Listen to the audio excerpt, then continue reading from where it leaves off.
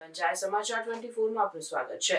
લીંબડીમાં મનરેગા ભ્રષ્ટાચારના આક્ષેપો સામે યુવા કોંગ્રેસ પ્રમુખે તપાસની માંગ કરી। લીંબડી તાલુકામાં મનરેગા હેઠળ થયેલા ભ્રષ્ટાચારના આક્ષેપો સામે યુવા કોંગ્રેસ પ્રમુખે ગંભીર પ્રશ્નો ઉઠાવ્યા છે। તેમણે જણાવ્યું કે યોજનાના અમલમાં સ્થાનિક સ્તરે નાણાકીય ગેરરીતિઓ અને કામચલાઉ કામગીરીના કારણે ગ્રામીણ શ્રમિકોને યોગ્ય લાભ મળતો નથી। તેમણે આ મામલે જિલ્લા પ્રશાસન અને રાજ્ય સરકાર સામે સત્તાવાર તપાસની માંગ કરી છે।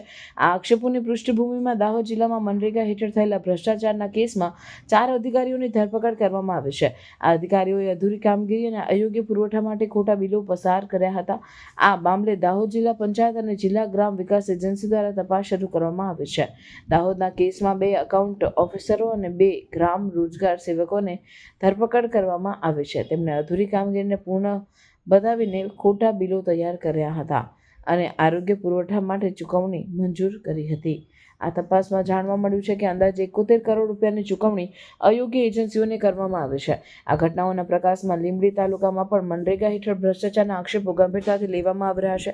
યુવા કોંગ્રેસ પ્રમુખે જણાવ્યું છે કે જો યોગ્ય તપાસ નહીં થાય તો તેઓ આ મુદ્દાને રાજ્ય સ્તરે ઉઠાવશે। તેમણે ગ્રામીણ શ્રમિકોના હિતોની રક્ષા માટે કડક પગલાં લેવાની માંગ કરી છે। દાહોદ જિલ્લામાં જે વારંવાર મનરેગા યોજનામાં ભ્રષ્ટાચાર થતો હતો એ રજૂઆત અમે માનનીય વિરોધ પક્ષના નેતા માનનીય અમિતભાઈ ચાવડા સાહેબ દ્વારા ગુજરાત સરકારની વિધાનસભા સત્રમાં જ્યારે આ મુદ્દો મૂકવામાં આવ્યો ત્યારે ગુજરાત સરકારની આંખો જાગી અને દાહોદ જિલ્લાના જે ધાનપુર અને બારિયાનું જે 71 કરોડ રૂપિયાનું કૌભાંડ હાલ બહાર પાડવામાં આવ્યું છે એમાં માત્ર અધિકારીઓને સંડોવણી અને નેતાઓની પણ સંડોવણી જોવાઈ રહી છે। મારું આ સરકાર અને દાહોદ જિલ્લા તંત્રને કહેવું છે કે આ તપાસ એક યોગ્ય રીતે અને સાચી દિશામાં થવી જોઈએ કે જેથી કરીને જે મોટા નેતાઓ અને મોટા માથાઓ જે સંડોવાયેલા છે એમને એ પણ અરેસ્ટ થવા જોઈએ।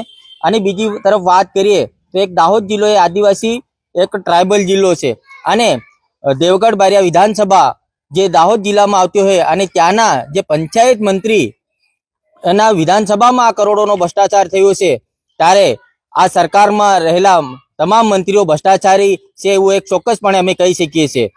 હું આભાર પણ માનું છું દાહોદ જિલ્લા તંત્રનો કે જેઓએ વિધાનસભાના ફ્લોર પર જ્યારે ગુજરાત વિધાનસભાના નેતાએ આ તપાસની માંગણી કરી અને થોડા મહિનાઓ પછી આ જે કૌભાંડ એમને બહાર પાડ્યું છે એટલે આવી જ રીતે આ તપાસ ઊંડાણ રીતે થાય અને જે એજન્સીઓ દેવગઢ બારિયાની 28 અને ધાનપુરની જે 7 એજન્સીઓ છે એ એજન્સીઓમાં મંત્રીશ્રીના પુત્રની પણ અમુક એજન્સીઓ છે તો આમાં ચોક્કસપણે જોવાઈ રહ્યું છે કે આમાં મંત્રીશ્રીનો પણ એક મોટા ભાગનો ભ્રષ્ટાચાર એમના પાસે આચરેલો છે।